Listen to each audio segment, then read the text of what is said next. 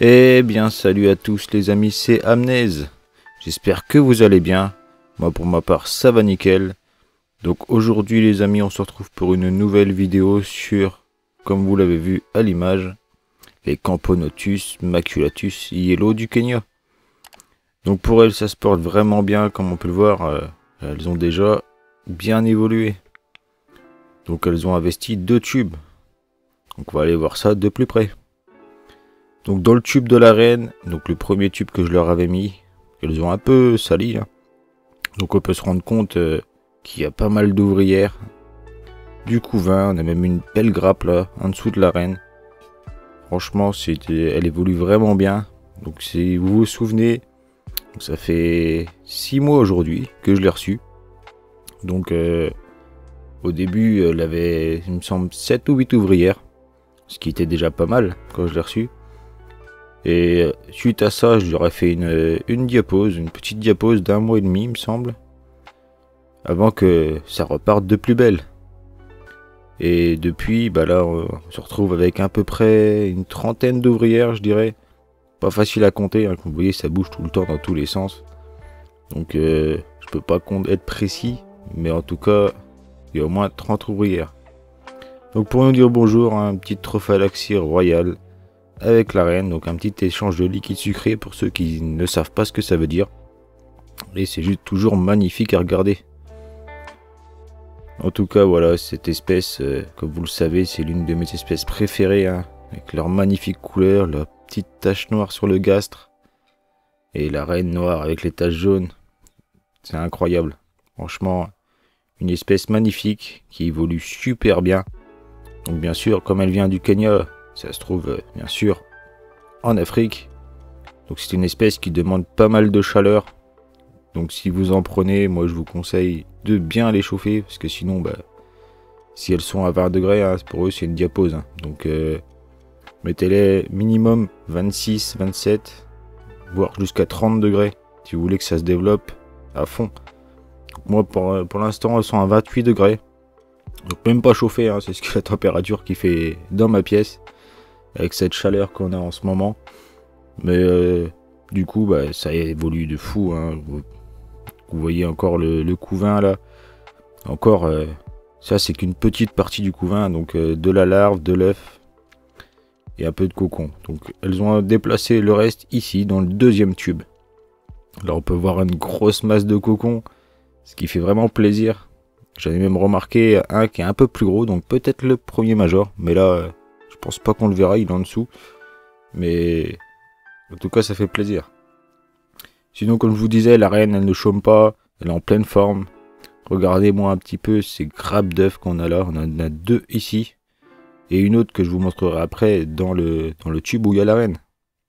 Donc tout ça, ça promet. Ça fait vraiment plaisir.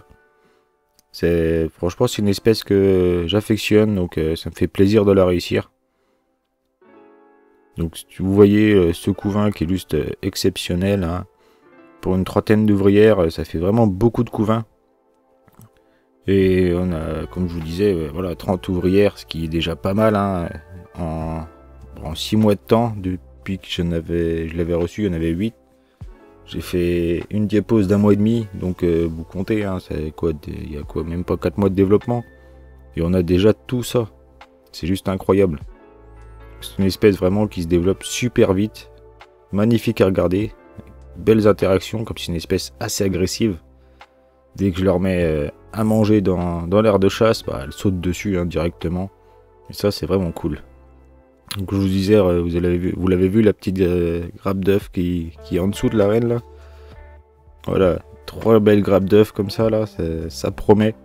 Je pense à la fin de l'été, les 2 tubes sont remplis. Donc ce sera passage en nid pour elles et bah, là ça sera beaucoup plus sympathique à les observer. Donc j'ai déjà prévu un nid, hein, bien sûr. On prend de l'avance, hein, surtout avec des espèces aussi rapides. Donc voilà, au final, j'en suis plutôt fier. On a toujours ces petites ouvrières qu'on appelle aussi fourmis grand galop. Hein, donc elle court vraiment très très vite. Hein, quand vous la prenez sur votre main, elle a vite fini sur votre épaule. C'est juste incroyable. tout cas, très très belle espèce, avec de grandes antennes, très belle couleur, rien à dire. Franchement, je vous conseille d'en avoir au moins une dans votre vie. Vous allez la kiffer. Sinon, bah voilà, elles m'ont bien sali le premier tube. Donc ça fait un bon moment qu'elles sont dedans aussi. Donc on peut voir que le coton il est un petit peu noirci.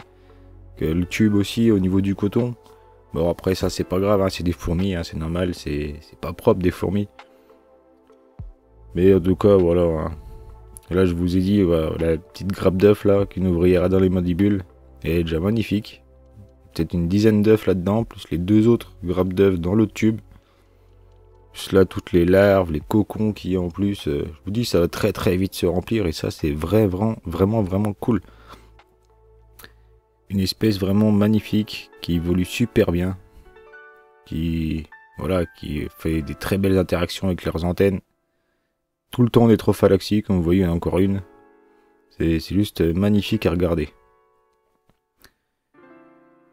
En tout cas, voilà, je voulais vous dire en même temps, je prévois de faire un petit concours pour les 700 abonnés. Donc, je vous préviendrai bien sûr par une vidéo quand ça sera lancé. Donc, vous inquiétez pas, c'est dans très peu de temps. Vous allez voir, peut-être début du mois prochain. Voilà, c'est même sûr. Bon, voilà, en tout cas, je voulais vous remettre une petite séquence où on voit tout le couvain avant de se laisser là-dessus. Donc comme je vous disais, je leur ai mis un deuxième tube qui au début était sec, donc elle n'y allait pas. Et comme je leur ai mis une petite réserve d'eau, elles ont ramené quasi la totalité du couvain de l'autre côté. Et elles ont commencé à y squatter une par une, puis aujourd'hui on a tout ça, ce qui est magnifique. Alors, en tout cas voilà, c'est tout les amis, en tout cas pour moi, on se laisse sur cette petite trophalaxie avec la reine. Et bien sûr, on se retrouve pour une prochaine vidéo. Donc les amis, si celle-ci vous aura plu, n'hésitez pas comme d'habitude à la liker, ça ferait extrêmement plaisir. Et à vous abonner à la chaîne, si ce n'est pas déjà fait, avec la petite cloche de notification.